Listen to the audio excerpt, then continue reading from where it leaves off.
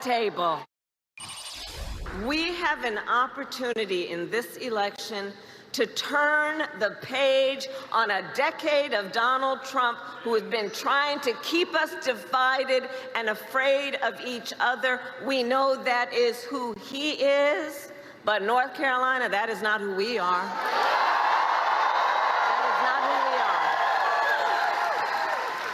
And it is time for a new chapter where we stop with the pointing fingers at each other and instead let us lock arms with one another, knowing we have so much more in common than what separates us. Oh, wow. I'll tell you what, Mike Barnicle, that is a message America wants to hear right now. You have Kamala Harris having somebody shout at a rally, a protester. And think of all the times that Donald Trump, when that's happened to him, says, knock him out, send him out on a stretcher, beat him up, and I will pay for your defense attorney bills, doing all of these things. And Kamala Harris just said, I don't consider them my enemy. I'm not going to put them on an enemies list. I'm going to put them around the table. We're going to work with people with whom we disagree. I'm telling you, for all that has torn this country apart over the past 20 years, this actually is the anecdote. A president that says, I'm coming to the center. I'm going to forge consensus. I'm going to work to compromise with those who disagree with me. And those who disagree with me are not my enemy. Right. They're my fellow American, and their voice needs to be heard too.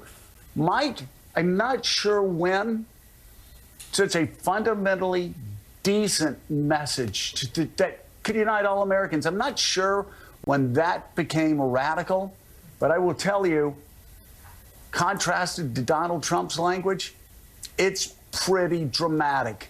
And it's exactly, I think, what most Americans want right now. Compromise, consensus, and a leader who believes we're all in this together. Joe, you've just outlined one of the great mysteries of this election, not just to me, I think, but to a lot of people.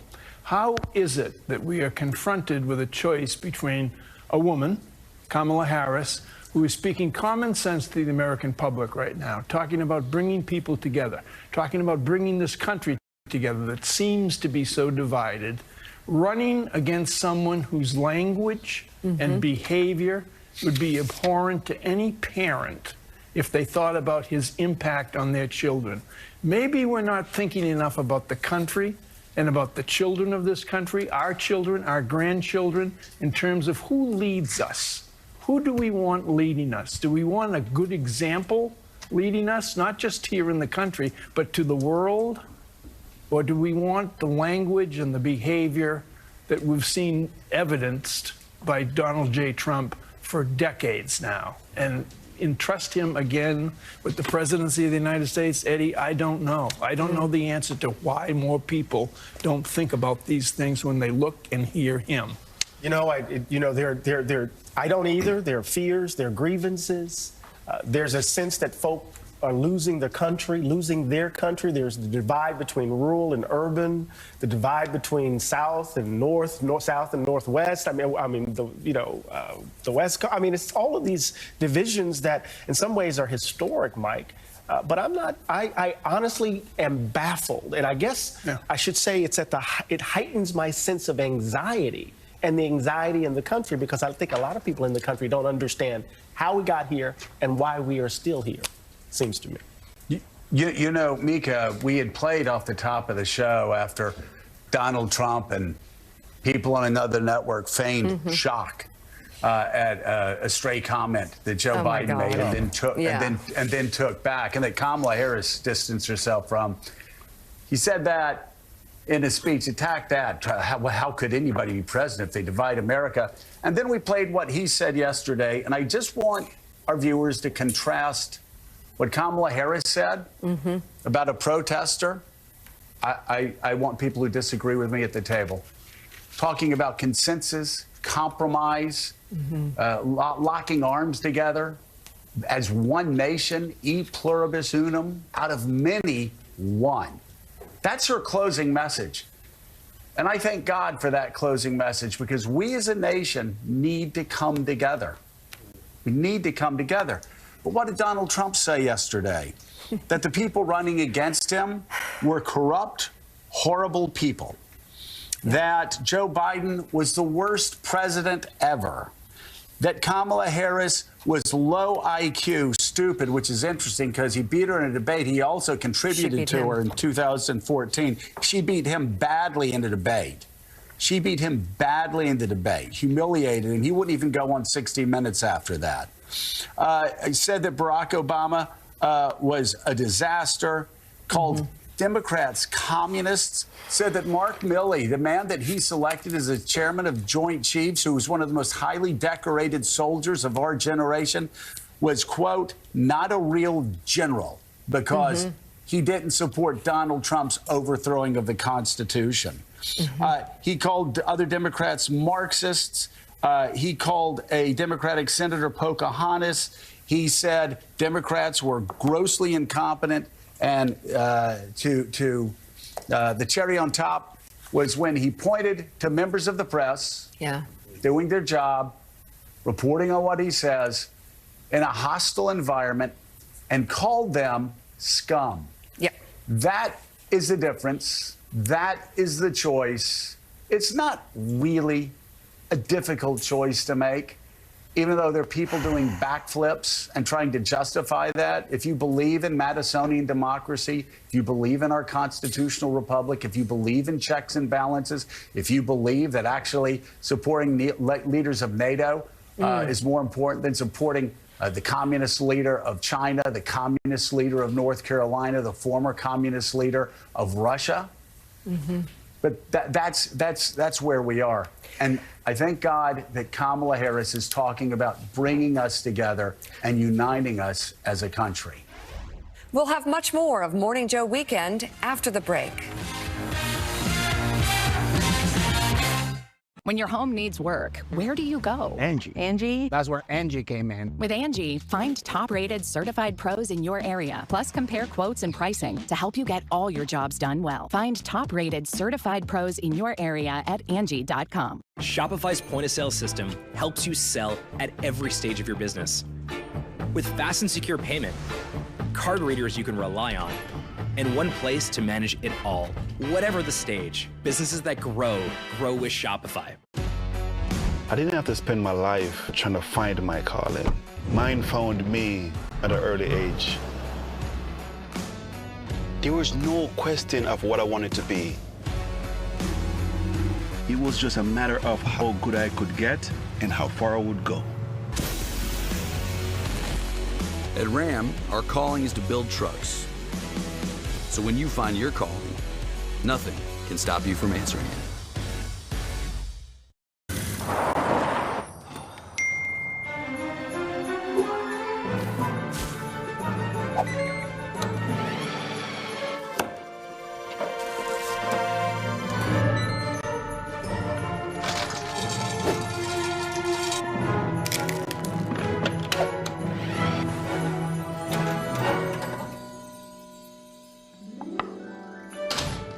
What took you all so long?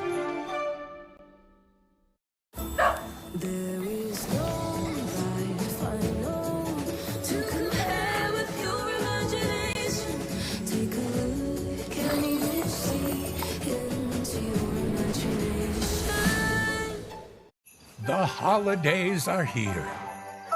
Take in the magic. Happy holidays! We're gonna need a bigger tree. Spread some joy. Hey, honey, you okay? Everything's fine. Appreciate the little things. No. Drop it. Good girl. Hey, did I set the alarm? And find some peace of mind. Yes, you did. Wherever you're headed this holiday, with Ring, you're always home. Learn more at ring.com.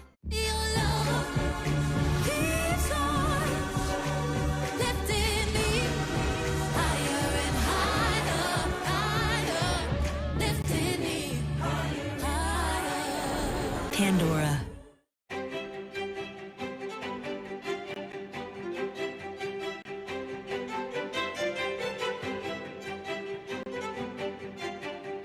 Not 'em. Cashmere's so soft, it could give anyone a soft side. Does your fiance know you're spending this much money? Is it bad? $1,000 a month on takeout! I don't have time to cook. Why is there $40 on a wine subscription? No, I thought I canceled that. That was for my ex. Just download Rocket Money. It shows all your expenses in one place, helps you cancel unused subscriptions, and even tries to get you refunds. It does all that? Yeah, and it can help you create a budget so you're not spending the $1,000 on takeout. That actually would really help. Do your finances a favor. Download Rocket Money today. When I worked for Senator Daniel Patrick Moynihan, I learned about commitment. Senator Moynihan committed his life to government service. This is what commitment looks like. Building New York's newest train station was Senator Moynihan's idea. It took 30 years and never giving up. When we register to vote, we make a lifetime commitment to democracy, a commitment to vote for all levels of government, working together to build a better America.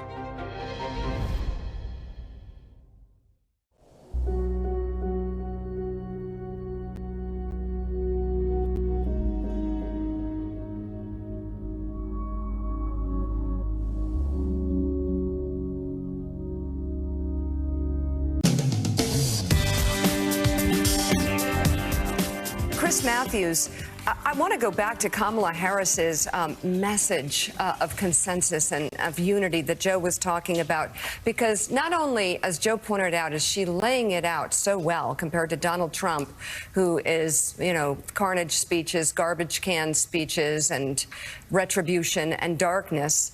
But it's also true, Chris, to her life experience, to her entire professional career and her dreams, that she respects people that she disagrees with.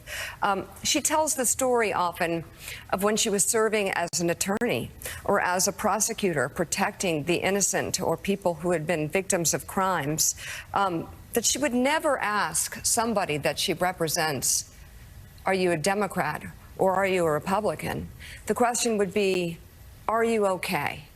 And she takes pride in the very simple statement that she would say entering a courtroom or speaking to a judge. Kamala Harris for the people. And I would add to that, and she's making very clear in her message, all the people. Chris.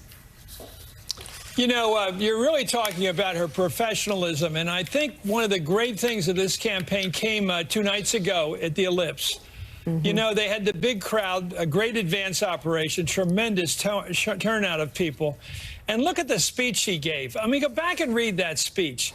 It was a really professional statement of, if you want to know what kind of a president I'm going to be, listen to me now. Because, I always say to people when you're an intern on Capitol Hill, wear a coat and tie and look like you should get paid. If you're a congressman or running for congressman, act like a congressman and criticize federal agencies for not doing their job in your district. If you're going to be president, act like the president. Ronald Reagan knew how to do it when he said to Jimmy Carter, there you go again, Mr. President. You have to act like president. And I thought she really did act like president when she spoke in that expansive way about America and what people who want to seek opportunity in this country can reach it, that all people in this country can get where they want to go. It was a big, expansive statement about America and her own love of it that really established her as the kind of president